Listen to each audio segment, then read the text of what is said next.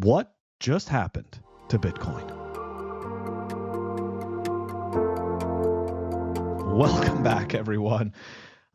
So we woke up to a little bit of a surprise this morning. Bitcoin dead at 65K apparently. That's what happened. So of course, right, everybody wants to know what's wrong, is Bitcoin dying, blah blah blah. Okay. Anyways, so over 440 million were liquidated across crypto exchanges in the past 24 hours. It always seems to be the liquidations, huh? It's always the liquidations. So let's see. According to the latest market update by QCP Capital, the speed of the move was driven by significant liquidations, particularly on platforms such as Binance, known for their high retail presence.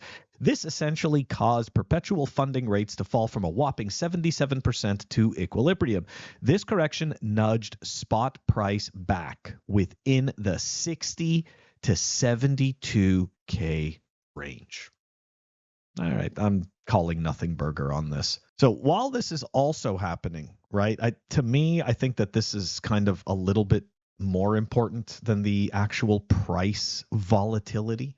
Okay, is the essentially what I've been calling the changing of the guard that has been taking place, right? So the spot Bitcoin ETFs return to a net daily outflow. Grayscale's GBTC total outflows eclipse $15 billion.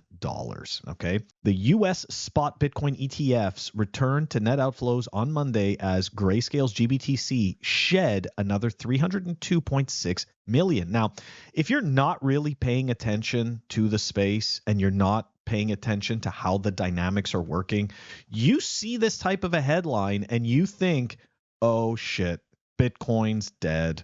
I got to get out of here. But you got to zoom out. You got to zoom out. And again, I always have to preface this, right? Because God forbid you ever say anything positive about something that's genuine, like kind of crappy. Like people are like, oh, that's it. He's supporting this thing. It's like, no, I'm not supporting this thing. I'm just explaining what the hell is happening. Anyways, and what am I talking about? Talking about these ETF inflows and outflows, right? So we just saw, right? So GBTC had another major net outflow day. But take a look at this. This is the heat map, right? So GBTC outflow 333K.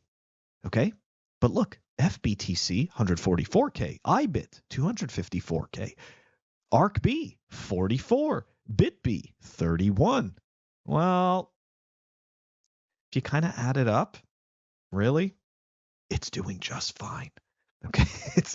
It's totally doing just fine. All we're watching is just the changing of the guard. This is just another day, right, where it was favorable for Grayscale to ascend. Well, I shouldn't say favorable for Grayscale, but more it's the Grayscale shareholders to dump their bags. Anyways. Okay. So look, the gist of it is this, right, guys? We got to zoom out. To me, this price action is really just a nothing burger. I think it's very interesting and entertaining to see people go through the emotional roller coasters. And the reason why I say this is because I went through these emotional roller coasters on my stacking journey that started, back in like 2017, 2018.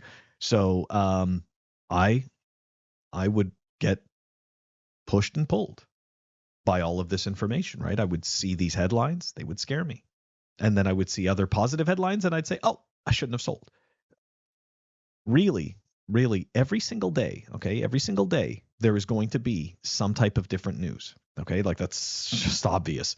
The reality is that you need to have conviction in what it is that you are doing. Now, of course, conviction in something doesn't mean that the price action isn't going to go opposite to what you want.